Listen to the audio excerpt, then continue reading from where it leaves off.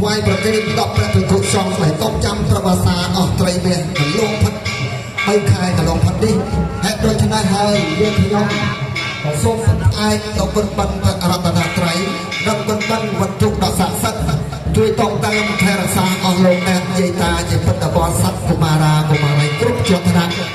សូមអោយអន្តរមជាបដាជួយតបតាមថែរក្សាកុំអោយមានរោគាពាក្យទីមកបៀតបៀនដល់យាយតាញាតិញោមជាពុទ្ធបរិស័ទក៏សូមអោយជួយបន្ទះ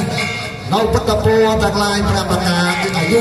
វណ្ណៈសុខៈពលៈและបំបីគ្លៀតគ្លៀតមួយយ៉ាងមួយទៀតក៏សូមអោយជួយបន្ទះនៅសម្បត្តិទាំងឡាយ3ប្រការសម្បត្តិមនុស្សសម្បត្តិជាបដាសម្បត្តិអាចារ្យមហានិព្វានយ៉ាងអេតិតੰខំបំពេវសម្បត្តិចំទុសេចក្តីប៉ុនប៉ប្រាថ្នារបស់អស់លោកអ្នកជាតាយ៉ាងណានោះក៏សូមឲ្យបានសម្រេចដូចសេចក្តីប្រាថ្នាទៅហងសូមជួយអនុមោទនាញាតិសូមជួយអនុមោទនា